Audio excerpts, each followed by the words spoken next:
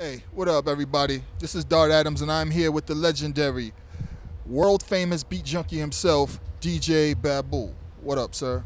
What's up, Dart? How are you? I'm good, I'm good.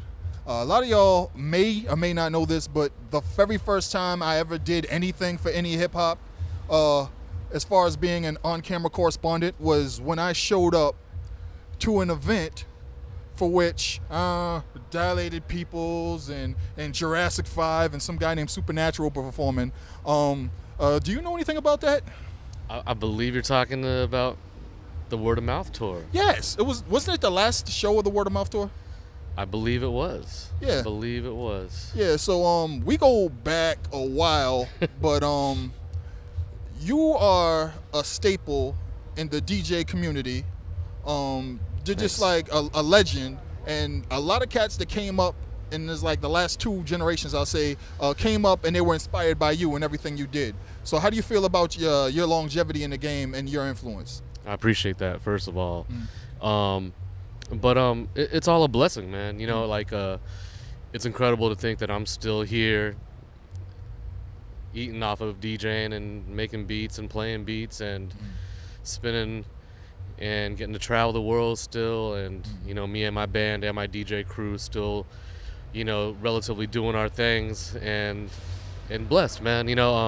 So, as far as being an influence on anybody, like it's I'm super flattered, man. Like if anybody credits me for any love, or you know, they watch any of my DJ battles or listen to any of my music out there, you know, it really means the world to me, man. What can I say? Like I always did this just for my peers, you know. If any extra came with that, you know, cool, but I always did it for cats like myself, the ones who banged out beats in the bedroom and made DJ routines and cut it up and you know, like lived that lifestyle. That was always first and foremost who I wanted to hit, you know. Probably responsible for the use of the word turntablist and the wide usage, coming into wide usage. But also my boy DJ Soko, he just released his album Domino Effect. And one of the main influences that he had behind releasing that album was your Duck Season projects. That's what's up. So just thank you for that. Yeah, shouts out to him. That's what's up. World famous Beat Junkies. Just recently you guys launched the online record pool. Yes. So what inspired that?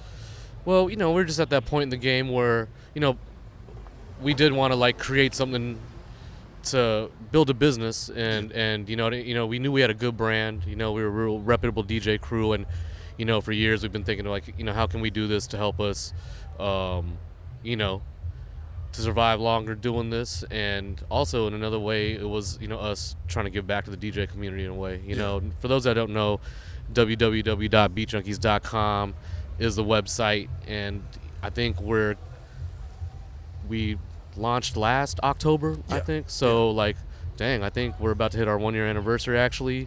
Shouts out to all the members and everybody that supports the pool. But you know, for us, it was, you know, we had people given to us when we came up. You know, whether it was you know, our forefathers, and especially cats like the K-Day Mix Masters, or you know, any of the incredible DJs. LA has like rich DJ history, but you know, for us, even beyond LA and worldwide, you know, we were influenced by DJs everywhere, and for us, you know, it's a place where you can get, you know, it's, as cliche as it sounds, it's a DJ record pool like curated by DJs for DJs. Exactly, which is what makes it incredible. You know, and there's a lot of other dope record pools. I mean, I'm a member of other record pools, and they fill certain gaps in my collection for me. You know what I'm saying? I got to go play a certain gig, and I need to go get these kind of joints. I know where to go and get them if I need those.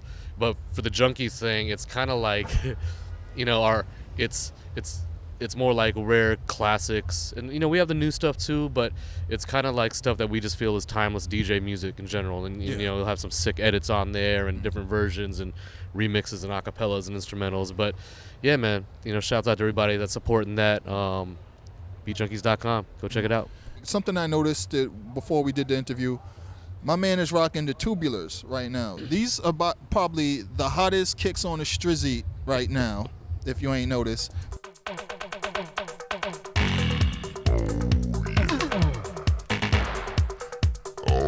Bam. Kapow. All right. So I just wanted to shout out Adidas, everybody over there. Yeah, I can do that. I'm Dart Adams, goddammit. All right. So, being that you've done so much in so many different like realms of hip hop. Like how do you compare like when you're doing your own thing, production, or when you're out spinning versus your role as a part of like Dilated Peoples? Like, do you think that it all blends together, or is it all different, or is all completely different facets, or there things that cross? They're definitely different things, but I think they, all the things that I put energy to complement each other very well. Yeah.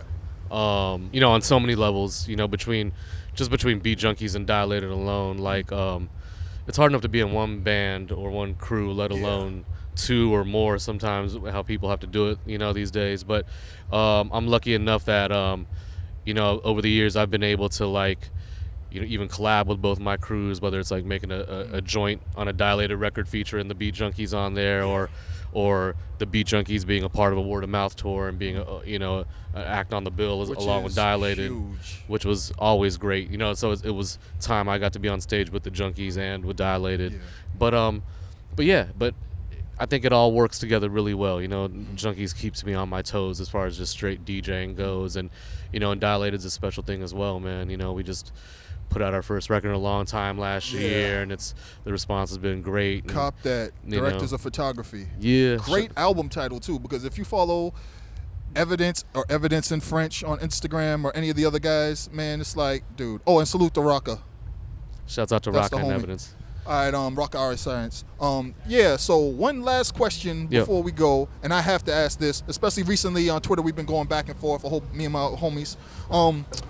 So anybody who knows anything about sampling or sampling culture knows that one of the key things that happened was on an episode of The Cosby Show, Stevie Wonder just shows up on The Cosby Show, whatever, and he brings everybody to the studio, and he asks the entire family to say something, and then he samples it. So he asks Theo, "What do you say at a party?" Theo says, "Jamming on the one." Now, homie, has anybody ever in life ever said the phrase "jamming on the one" at a party? The only time I've heard anyone say "jamming on the one," they were making a reference to Theo saying "jamming on the one." Exactly. Kind of a comedic reference, I must say. It wasn't saying. Yeah. Dude. Baby. Baby. When I saw that episode, I looked at my big brother who was going to shows all over Boston and sometimes going to Mount Vernon. Salute to my Mount Vernon family, Grap Lover, Pete Rock, everybody. So he would go to Mount Vernon, and I look at him, I was like, yo, has anybody ever said "jamming on the one" at any show you ever been at? And he just looked at me like, nah.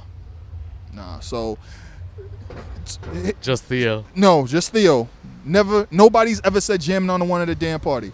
So with that being said, I'd like to thank you. Rock the show tonight. Dart.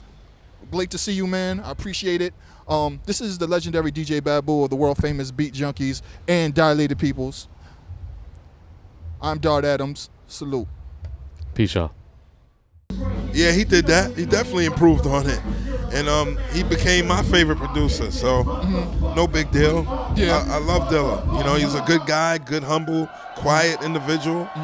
And, I was glad to, share some time with him before he left us.